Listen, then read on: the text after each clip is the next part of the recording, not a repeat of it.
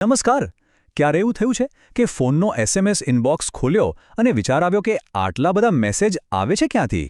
બસ, આજે આપણે એ જ એસએમએસ પાછળ છુપાયેલા એક સિક્રેટ કોડ વિશે વાત કરવાના છીએ.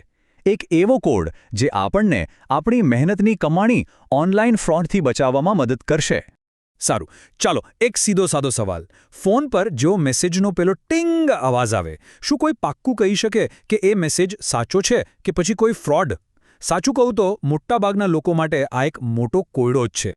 રોજ આપણા ફોનમાં ઓફર્સ, એલર્ટ્સ, વોર્નિંગ્સ જાણે મેસેજનો ઢગલો થતો હોય છે. એકદમ ડિજિટલ ભૂલભુલામણી જેવું નહીં? એમાં કયો મેસેજ કામનો અને કયો ફ્રોડ એ સમજવું જ મુશ્કેલ બની જાય છે. અને જુઓ, આ ભૂલભુલામણીમાં જો ભૂલથી પણ એક ખોટો ક્લિક થઈ ગયો તો આપણી બધી પર્સનલ અને બેન્કિંગ માહિતી સીધી જોખમમાં આવી જાય છે. આ કોઈ નાની વાત નથી, ખરેખર બહુ ગંભીર બાબત છે. પણ ગભરાવાની જરૂર નથી, કેમ કે આનો ઉકેલ આપણા એસએમએસની અંદર જ છુપાયેલો છે. હા, ટ્રાઈ એટલે કે ટેલિકોમ રેગ્યુલેટરી ઓથોરિટી ઓફ ઇન્ડિયાએ એક સિક્રેટ કોડ જેવી સિસ્ટમ બનાવી છે. ચાલો સમજીએ કે આ સિસ્ટમ આખરે છે શું અને એ આપણને કઈ રીતે બચાવી શકે છે.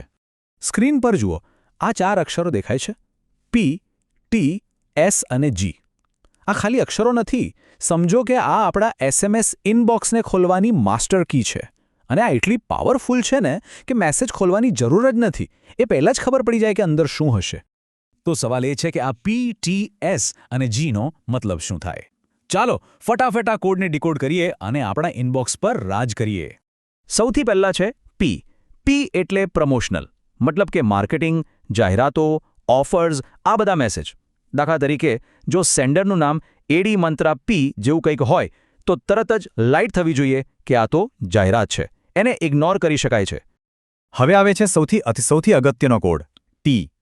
ટી એટલે ટ્રાન્ઝેક્શનલ. આ એ મેસેજ છે જેના પર ખાસ ધ્યાન આપવાનું છે. કેમ? કારણ કે ઓટીપી, બેંકમાંથી પૈસા કપાયાના એલર્ટ, બધી જ નાણાકીય લેવડદેવડની માહિતી આ ટી કોડવાળા મેસેજમાં હોય છે. આને તો ભૂલથી પણ ઇગ્નોર ન કરતા. પછી આવે છે એસ. એસ એટલે સર્વિસ મેસેજ. આ પણ કામના હોય છે. જેમ કે લાઇટ બિલ ભરવાની તારીખ યાદ કરાવતો મેસેજ, કે પછી ઓનલાઈન ઓર્ડર કરેલું પાર્સલ ક્યાં પહોંચ્યું એનો અપડેટ, કે પછી ફ્લાઇટની માહિતી. ટૂંકમાં આપણી રોજિંદી લાઈફને આસાન બનાવતા મેસેજ. અને છેલ્લે જી. જી એટલે કે ગવર્નમેન્ટ. આ સૌથી ઓફિશિયલ અને ભરોસાપાત્ર કેટેગરી છે. આ મેસેજ સીધા સરકારી વિભાગોમાંથી આવે છે. પછી એ કેન્દ્ર સરકાર હોય કે રાજ્ય સરકાર, કોઈ જાહેર સૂચના હોય કે પછી કોઈ કુદરતી આફતની ચેતવણી, એ બધું જી કોડ સાથે આવશે. સારું, તો હવે આપણે કોડ તો સમજી ગયા. આ તો થયું પહેલું પગલું. પણ આ જાણકારીનો ઉપયોગ કરીને ફ્રોડને પકડવો કઈ રીતે? કારણ કે છેતરપિંડી કરનારાઓ પણ કંઈ ઓછા હોશિયાર નથી હોતા, ખરું ને? અસલી અને નકલી વચ્ચેનો સૌથી મોટો ફરક એના સેન્ડર આઈડીમાં હોય છે. હંમેશા યાદ રાખજો, જે અસલી મેસેજ હશે ને એ AX-AXIS-T જેવા ટૂંકા હેડરથી આવશે. જ્યારે ફ્રોડ મેસેજ એ મોટાભાગે કોઈ અજાણ્યા 10 આંકડાના મોબાઈલ નંબર પરથી જ આવશે. બસ આને એક રેડ ફ્લેગ સમજી લેવાનો, એને ક્યારેય નજરઅંદાજ નહીં કરવાનો. તો સેફ રહેવા માટેના 3 સિમ્પલ નિયમો એકદમ ગોખી જ લેવાના. નંબર 1, કોઈ પણ અજાણી લિંક પર ક્લિક કરવાનો જ નહીં. નંબર 2, ઓટીપી એ તો કોઈની પણ સાથે શેર નથી કરવાનો, પછી ભલે ને સામેવાળો પોતાને બેંકનો મેનેજર કેમ ન કહેતો હોય. અને નંબર 3, હંમેશા મેસેજ મોકલનારનું આઈડી ચેક કરવાનું. એક વાત સમજી લો, આ ડિજિટલ દુનિયામાં આપણી જાણકારી જ આપણી સૌથી મોટી સુરક્ષા કવચ છે.